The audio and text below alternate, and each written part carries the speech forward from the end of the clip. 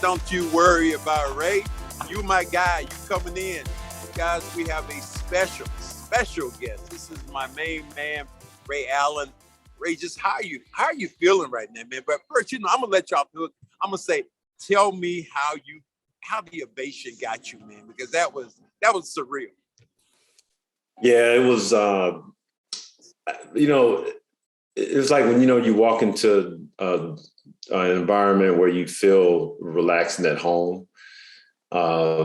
Whether it's on the beach, you jump in the pool and you feel like it's exactly what you need. And I think that's what that moment was like for me, because I dreaded it my first game back when I came back. And then obviously I got booed, and then not knowing how I was going to be received coming back into the building like that. It was a great moment.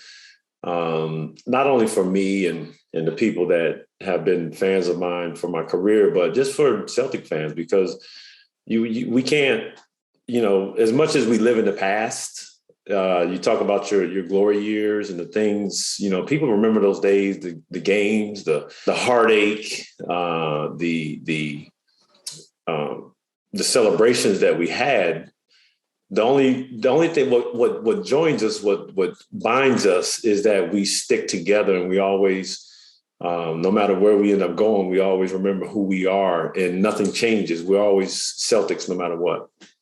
It seemed like when Kevin Garnett stopped and recognized you, the whole place just held their breath, and then it was just exhale, and it was just such a great moment. And when you went out to him, and everybody said, well, they planned that. I said, no, that was just something that Kevin said, and Ray got up, and it was so cool. Yeah, it reminded me when I broke Reggie's record there in the Garden. And before the game, I was asking Reggie, what am I supposed to do? How is this supposed to go down? There's no template. You guys basically stirred the narrative. Whatever you do. And because this is not something that happens every day. And I believe that was the same case with Kevin. Kevin is so emotional. You don't know where he's going to go with what it is that he's doing, what he's saying. And I didn't expect him to say anything to me. I don't even think he knew I was going to be there until he walked out on the floor and he saw us. And I just think that it happened the way it was supposed to happen. It was organic. I think for the Celtics, the organization, they couldn't have asked for anything better, because you can't, when you talk about the organization, players come and go. At the end of the day, when you look up and you talk about games, they're all past players. And that's kind of where you hang your hat. And for kids that look up to, the Celtics and all over the world, and when you walk into that building and you see banners, you talk about past games and past players. And it's paramount for us to always be able to walk into that building and just say, man, we had a great run, didn't we? And then see some of the old faces in the crowd that still come to games, and just celebrate them as well as they celebrate us. And then when he said, Ray, you next, boy. And it was like so cool, because I've been beating these drums forever, talking about Ray Allen and where his number was going to be retired. Do you feel that? Do you want that? Well, firstly, Paul is, he's been great this whole time. Over the last couple of years, he's been always making sure, hey, you got to do this, you got to talk to this guy, because you could tell he's had that sense of it's water under the bridge. We got to go ahead and move forward. What's the issue, for us? Just thinking about that moment, it only seemed right that he was in it because he had been, working tirelessly behind the scenes to make sure that, I think he's working more on Kevin's behalf. And I seen him a couple of years back in China, and we met in fences there. So it was a little comical when Paul ran out there. A little. Yeah. But I think for the people who, it was emotional for them, because That's like, all those videos you see when the soldiers come home and their children see them, and you're like, you just think about what you see, people as you've kind of traveled through their lives with them on their missions of their ups and downs. And then you see them come together and just kind of mend their fences. It is emotional. It's an emotional situation. You feel like, man, I need to go hug my mom or my dad or my kids. And so I think that's what that moment was. And I think for the people to see that, it was another moment, I think, in Celtic history to say, hey, I remember that moment when. And that's what makes, I think, this fan base so incredible, because you're talking about generation after generation of fans grew up, in the 50s, the 60s, the 70s, the 80s, and seeing basketball at its best and seeing great players, And so even the ups and downs, through the downs, I should say. And then a moment like that, when you're talking about these great players, these people that are still in the building watched us play. So when you're seeing your jerseys retired, these people are actually sharing stories of what it was like watching those games and, big games that player had or the team had. And so it's a real connection, I think, that the people in Boston have with the Celtics. I saw, which actually made me just as happy. You said, well, the players have to connect with the players of the past and present. And I love when I saw players come up to you and dap you up. I saw Tatum come up to you. I saw Brown come up to you.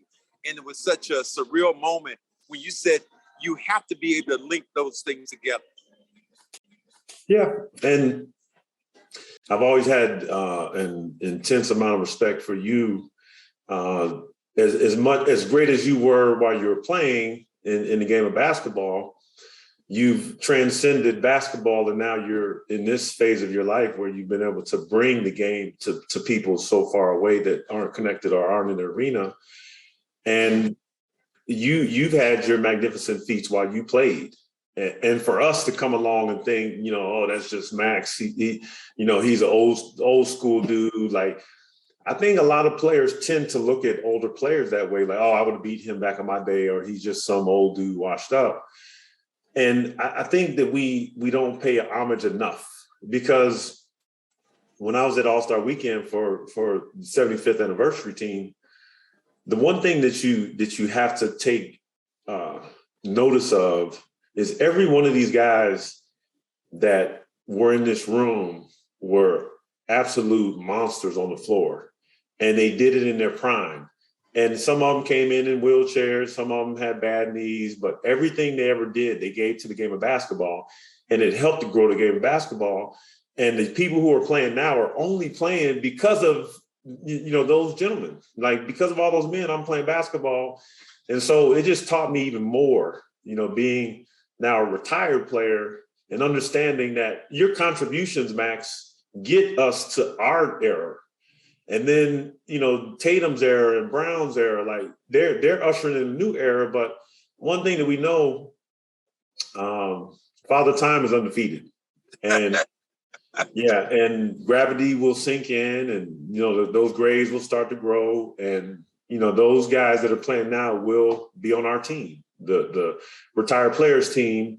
And all we could do is just say, man, I had a great run, and I left the game. I grabbed the game in a great place, and I left it in a great place. And now people love you and support you because of it. Ray, how 75 players ever to play the game? That to me is just unbelievable.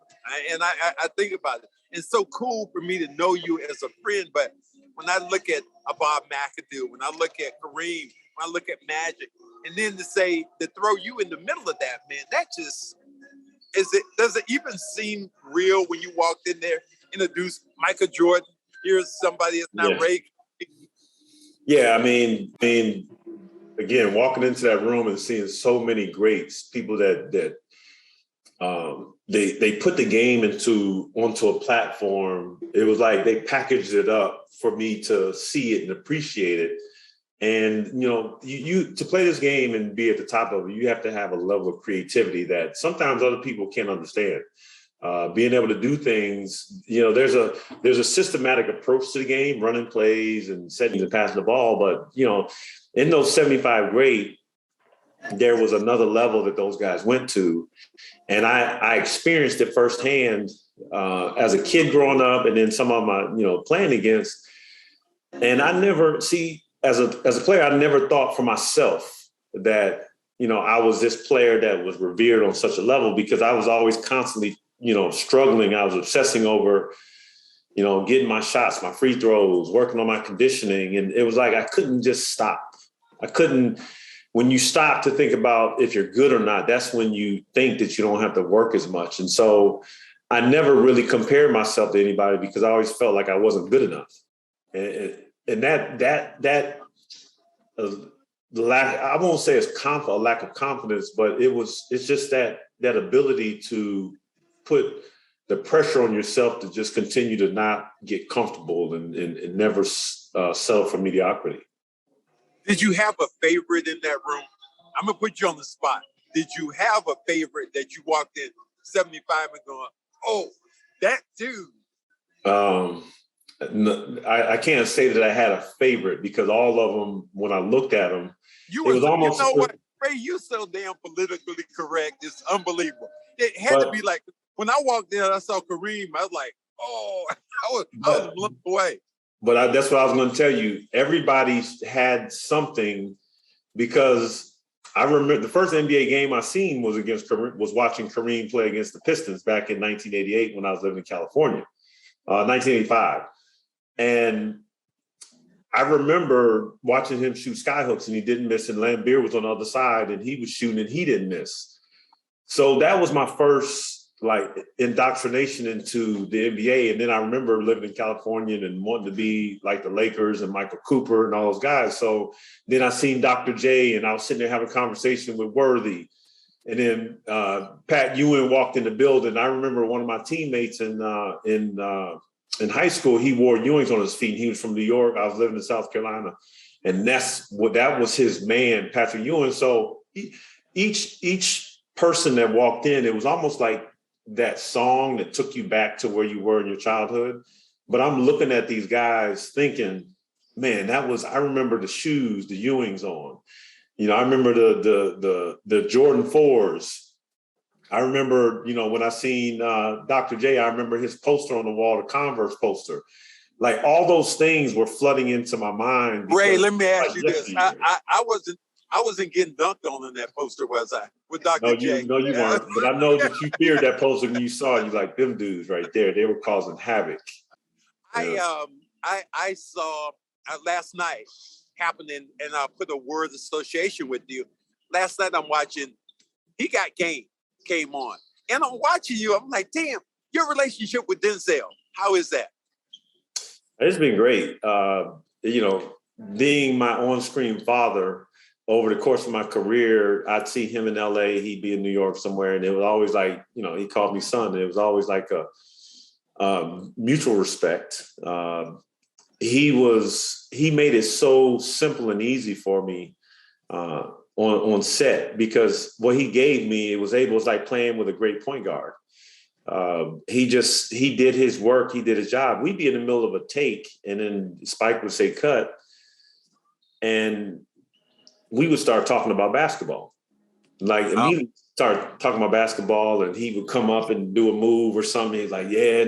And then my acting coach would be so upset, because I'm supposed to hate him. Like, she was like, don't talk to him. Like, leave him alone. Like, you're supposed to stay. And she didn't know, she wasn't in the sports world. So she doesn't know when the ball goes up in the air, you turn into a animal. Like, so that's like when Spike yells action, that's your cue, and you go right into it. And so that was something that it was fascinating, because he can just, at the flip of a dime, he could just switch right into mode, right into character. And he knew what he needed to say and what he needed to do. And I learned that, like, I was paying attention. That's something that, when because you learn in basketball how to pay attention, pick up little characteristics from other players, listen to coaches, take what you need and what you don't need. And I did that in acting. And it really, I didn't know what I was going to be able to do as far as being an actor, but I said, I'm coachable. I'll listen, and then I'll try to give them what they need. But one thing I know, he ain't got game, though. He ain't got game. Great. Come on. Denzel ain't got no game, has he? Well, I mean, listen, like I said, he's a great actor. He acted like he had game, because it had to be about 3 a.m. And when the scene, it was supposed to be 11-0, and I was supposed to just shut him out. Spike, Denzel got the ball and he turned into this All-American. And, I'm standing in front of him wondering what's going to happen. And I'm like guarding him, and he tried to go to the basket. I was going to block it, like going to be aggressive with him. But he shot the ball, before I could even do anything. And the ball kind of floated in the air. And I swear to God, Max, the ball looked like it was going into the ocean. And then the ball hit the backboard and went in. And I was like, I'm pretty sure that's not on the script. And I was thinking Spike would say cut because that's not on the script.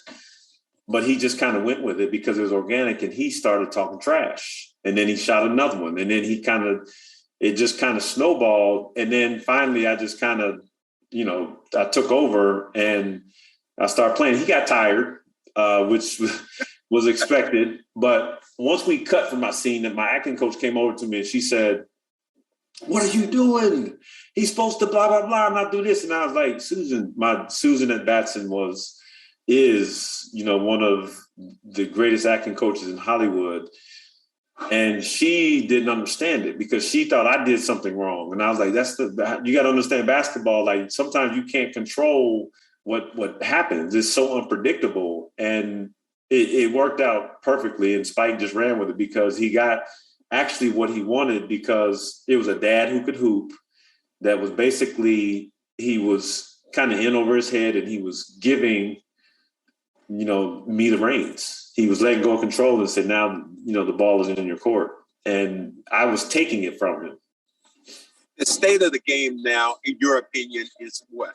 The NBA, Ray Allen says the NBA is what right now? I think the state of the NBA is, I think it's going through the moon, going through the roof to the moon, I should say. The game is only growing internationally.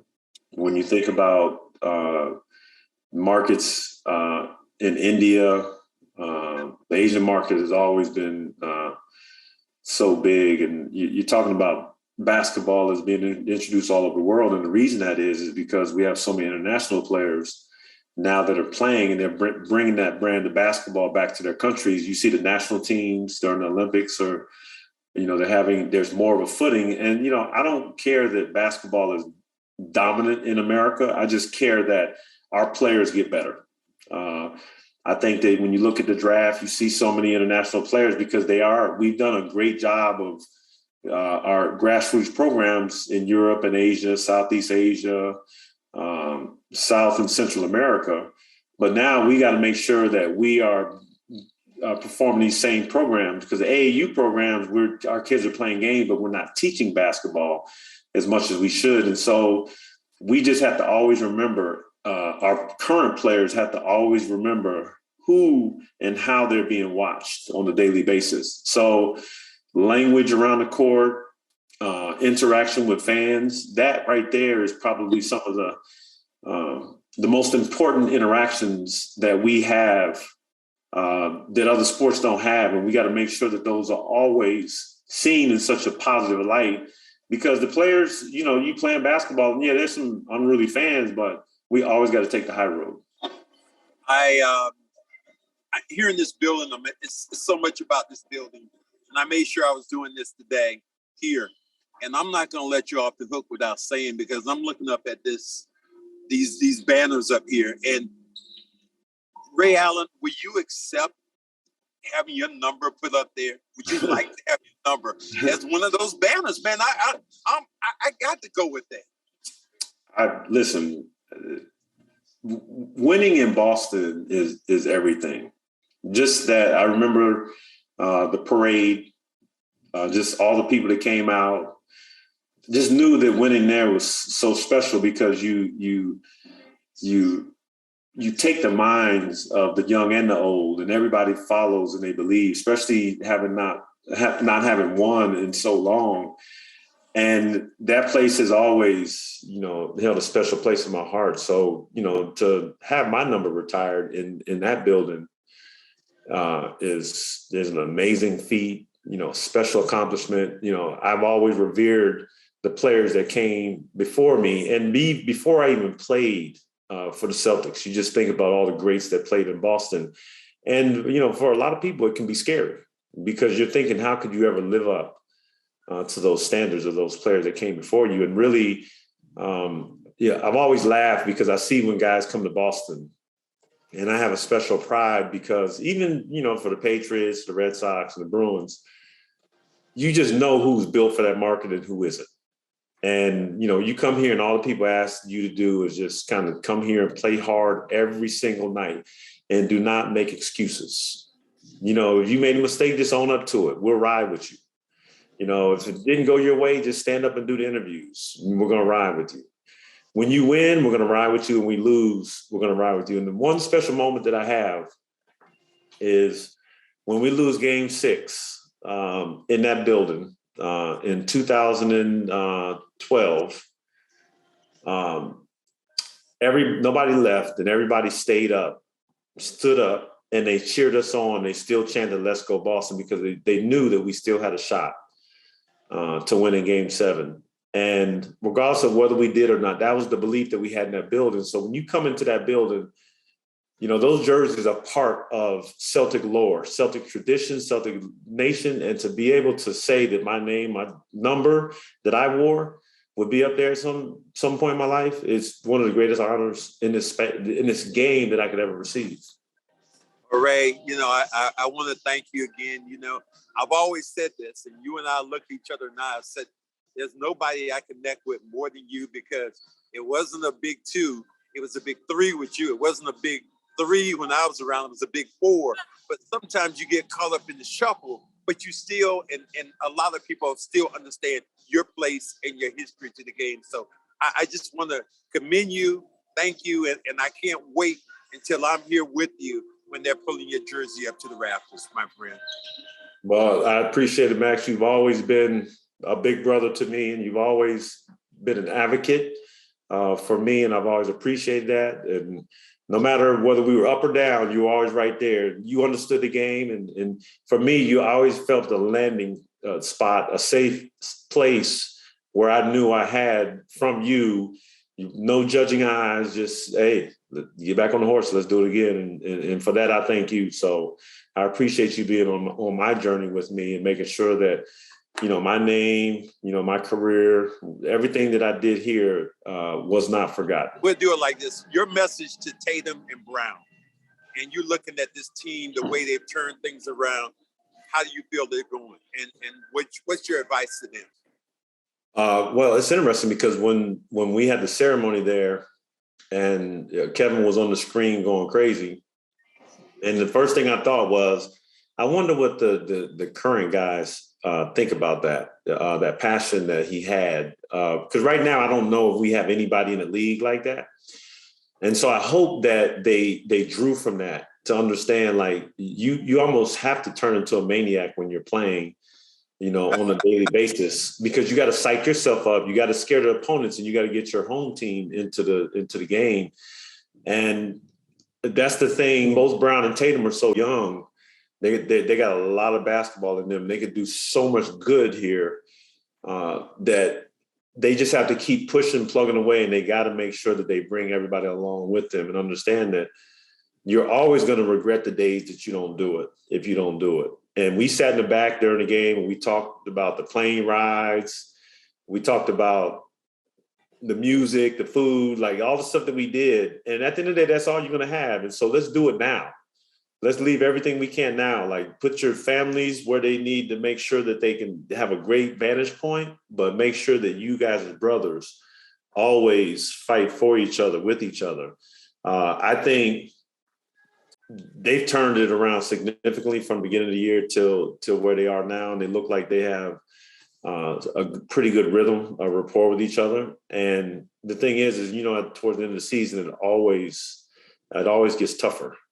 And it's not about who's doing it; it's just next man up, like next man. Like if it's Smart one game, then that's who it has to be, and there's no egos. That's how we played. Like it didn't matter who led the team in scoring; it was just let's make it happen. Let's win the game. Like, Paul threw the ball to me numerous times at the end of the game for a game winner, and he trusted in me as well as we did him. And as they start to gain and grow that trust even more, that's going to determine how far they go into the playoffs. All right, my friend. You take it easy, man. I'll see you around. All right, Max. All right, later.